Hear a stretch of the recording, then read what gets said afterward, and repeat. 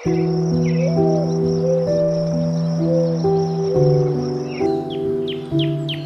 कहानी है श्यामनगर की।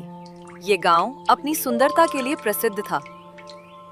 जनवरी का महीना भी लगभग खत्म हो गया था और ठंड इतनी पड़ रही थी कि लोग अपने घर से बाहर नहीं निकल रहे थे। अपने घर के अंदर ही आग जलाकर सेक रहे थे। दिन में तो कुछ सही रहता था, पर रात में बर्फ पड़ने लगती थी। इसी गांव में शामू अपनी बूढ़ी माँ के साथ रहता था। शामू सेठ के खेत में काम करता था।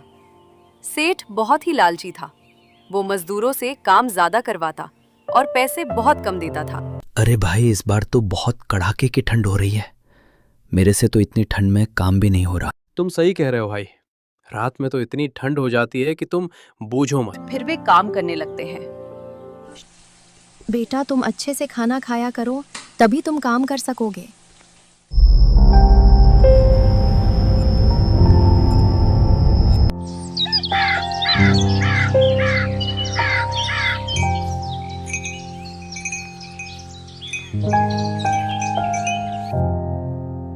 शामू जब अगले दिन खेत से काम करके घर लौटता है तो वो देखता है कि उसकी माँ बिस्तर पे बीमार पड़ी थी।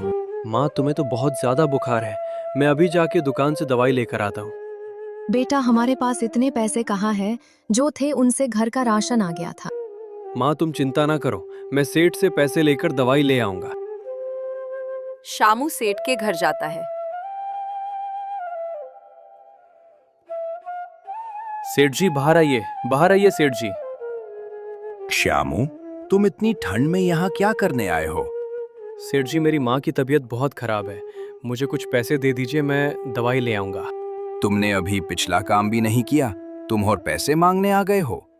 पहले खेत का जो काम बचा है उसे पूरा करना, तभी पैसे मिलेंगे। ये कहकर सेठ घर में चला जाता है। शामू और करता भी क्या, वो रात को ही इस कड़कड़ाती ठंड में सेठ के खेत में काम करने लगता है। उसे काम करते करते सुबह हो जाती है और काम भी पूरा हो जाता है। फिर शामू सेठ के घर जाता है। सेठ जी, मैंने सारा काम कर दिया है, अब मेरे पैसे दे दीजिए। शामू पैसे लेकर दवाई ले आता है। कुछ दिन में उसकी माँ ठीक हो जाती है और वे खुशी से रहने लगते हैं।